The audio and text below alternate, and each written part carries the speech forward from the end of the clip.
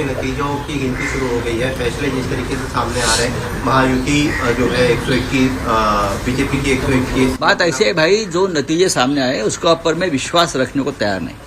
ये जनता का फैसला मानने को तैयार नहीं। हमने महाराष्ट्र की जनता का जो मन है, हमें मालूम था किस दिशा में जा रहा है। लेकिन 2 दिन पहले गौतम अडानी के खिलाफ एक वारंट निकला, अरेस्ट वारंट। बहुत बड़ा भ्रष्टाचार का आरोप हो गया। ब्राइब का केस है, रिश्वत का केस है 2000 करोड़ का।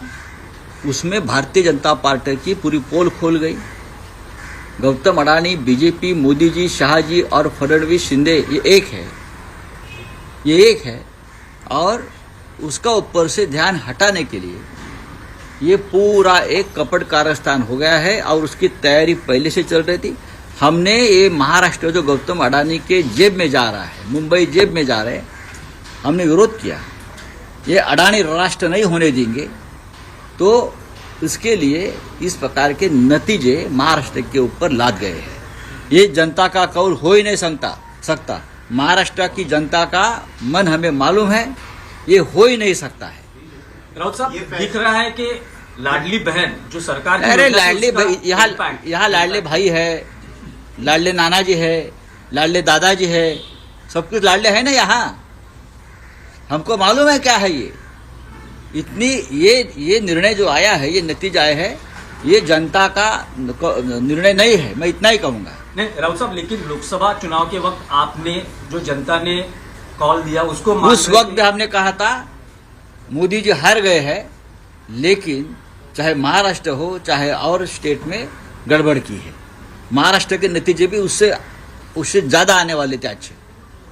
हमारी 4 या 5 सीटें लोगों ने चोरी की है, मैं आपको बता रहा हूँ। नहीं, पर राउत साहब, अब दिख रहा है कि महाराष्ट्र के विधानसभा में विपक्ष के लिए भी कुछ, मतलब विपक्ष यही लोकसभा के 2 चुनाव में 2014-2019 ने मोदी और शाह ने यही किया था कि विपक्ष का नेता कांग्रेस को नहीं मिलना चाहिए। इस बार भी वही स्ट्रेटेजी महाराष्ट्र में की है कि विधानसभा में कोई विपक्ष का नेता नहीं रहेगा। ये हमेशा बीजेपी की स्ट्रेटेजी रहती। लेकिन आप कह रहे हैं कि कुछ गड़बड़ है। गड़बड़ तो है। गड़बड़ क्या है? मतलब अभी ईवीएम में गड़बड़ है या अरे भाई ठहरो, फंडिंग हुआ है, पूरे नतीजे आने तो हम बाद में बात करेंगे ना, क्यों नहीं करेंगे। पैसा तो ऐसा है कि हर चुनाव क्षेत्र में नोटों की मशीन लगाई थी। अरे शिंदे का एक भी उम्मीदवार सिटिंग एमएलए गिरता नहीं, और शिंदे ये बोल रहे थे हमारा एक भी सिटिंग विधायक गिरेगा नहीं। आपको मालूम होगा तो मैं इस्तीफा दूंगा। ऐसा होता है क्या चुनाव में कभी? हमारा एक भी नहीं गिरेगा। ये कौन सा भरोसा है? ये कौन सा लोकतंत्र है? 200 के ऊपर किसी को चुनाव में नतीजे मिलते हैं क्या?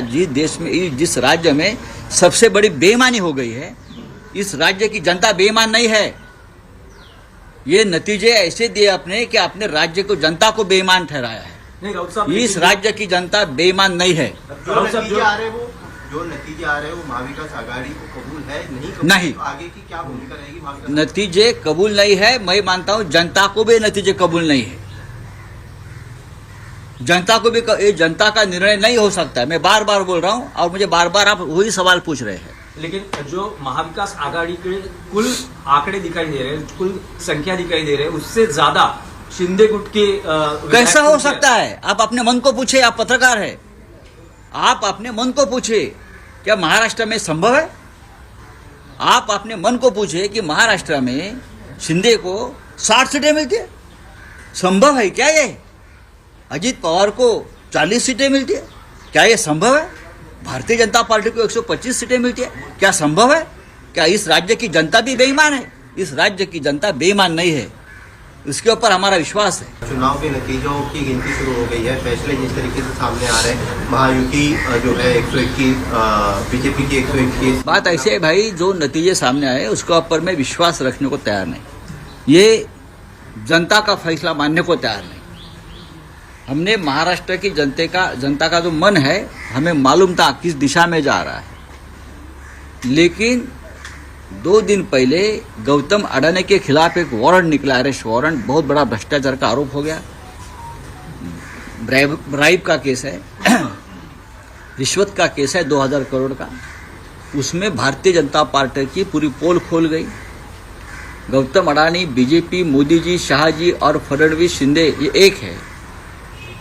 एक है और उसका ऊपर से ध्यान हटाने के लिए ये पूरा एक कपट कारस्तान हो गया है और उसकी तैयारी पहले से चल रही थी। हमने ये महाराष्ट्र जो गौतम अडानी के जेब में जा रहा है, मुंबई जेब में जा रहे हैं, हमने विरोध किया। ये अडानी राष्ट्र नहीं होने देंगे, तो इसके लिए इस प्रकार के नतीजे महाराष्ट्र के ऊपर लाद गए हैं। ये जनता का कौल हो ही नहीं सकता। महाराष्ट्र की जनता का मन हमें मालूम है, ये हो ही नहीं सकता है। राउत साहब, दिख रहा है कि लाडली बहन जो सरकार की अरे योजना है, लाडली उसका भाई, impact- यहाँ लाडले भाई है, लाडले नाना जी है, लाडले दादाजी है, सब कुछ लाडले है ना यहाँ। हमको मालूम है क्या है ये। इतनी ये निर्णय जो आया है, ये नतीजा आया है, ये जनता का निर्णय नहीं है, मैं इतना ही कहूँगा। नहीं राउत साहब, लेकिन लोकसभा चुनाव के वक्त आपने जो जनता ने कॉल दिया उसको उस वक्त भी हमने कहा था मोदी जी हार गए हैं, लेकिन चाहे महाराष्ट्र हो चाहे और स्टेट में गड़बड़ की है। महाराष्ट्र के नतीजे भी उससे ज़्यादा आने वाले थे अच्छे। हमारी 4 या 5 सीटें लोगों ने चोरी की है, मैं आपको बता रहा हूँ। नहीं, पर राउत साहब, अब दिख रहा है कि महाराष्ट्र के विधानसभा में विपक्ष के लिए भी कुछ, मतलब विपक्ष ये नेता बनने यही के लिए भी लोकसभा के 2 चुनाव में 2014-2019 ने मोदी और शाह ने यही किया था कि विपक्ष का नेता कांग्रेस को नहीं मिलना चाहिए। इस बार भी वही स्ट्रेटेजी महाराष्ट्र में की है कि विधानसभा में कोई विपक्ष का नेता नहीं रहेगा। ये हमेशा बीजेपी की स्ट्रेटेजी रहती। लेकिन आप कह रहे हैं कि कुछ गड़बड़ है। गड़बड़ तो है। गड़बड़ क्या है? मतलब अभी ईवीएम में गड़बड़ है या अरे भाई किस तरह से ठहरो, फंडिंग हुआ है उसमें पूरे गड़बड़ नतीजे है? आने तो हम बाद में बात करेंगे ना, क्यों नहीं करेंगे। पैसा तो ऐसा है कि हर चुनाव क्षेत्र में नोटों की मशीन लगाई थी। अरे शिंदे का एक भी उम्मीदवार सिटिंग एमएलए गिरता नहीं, और शिंदे ये बोल रहे थे हमारा एक भी सिटिंग विधायक गिरेगा नहीं। आपको मालूम होगा तो मैं इस्तीफा दूंगा। ऐसा होता है क्या चुनाव में कभी? हमारा एक भी नहीं गिरेगा। ये कौन सा भरोसा है? ये कौन सा लोकतंत्र है? 200 के ऊपर किसी को चुनाव में नतीजे मिलते हैं क्या? जिस देश में, जिस राज्य में सबसे बड़ी बेईमानी हो गई है, इस राज्य की जनता बेईमान नहीं है। ये नतीजे ऐसे दिए आपने कि अपने राज्य को, जनता को बेईमान ठहराया है। नहीं राउत साहब, इस राज्य की जनता बेईमान नहीं है। जो नतीजे आ रहे हैं वो महाविकास आघाड़ी को कबूल है नहीं। तो आगे की क्या भूमिका रहेगी महाविकास? नतीजे कबूल नहीं है, मैं मानता हूं जनता को भी नतीजे कबूल नहीं है। जनता को भी ये जनता का निर्णय नहीं हो सकता है। मैं बार बार बोल रहा हूं और मुझे बार बार आप वही सवाल पूछ रहे हैं। लेकिन जो महाविकास आघाड़ी के कुल आंकड़े दिखाई दे रहे हैं, कुल संख्या दिखाई दे रहे हैं, उससे ज्यादा शिंदे गुट के कैसा हो सकता है? आप अपने मन को पूछे, आप पत्रकार है, आप अपने मन को पूछे क्या महाराष्ट्र में संभव है? आप अपने मन को पूछे कि महाराष्ट्र में शिंदे को 60 सीटें मिलती है, संभव है क्या ये? अजीत पवार को 40 सीटें मिलती है, क्या ये संभव है? भारतीय जनता पार्टी को 125 सीटें मिलती है, क्या संभव है? क्या इस राज्य की जनता भी बेईमान है? इस राज्य की जनता बेईमान नहीं है, इसके ऊपर हमारा विश्वास है।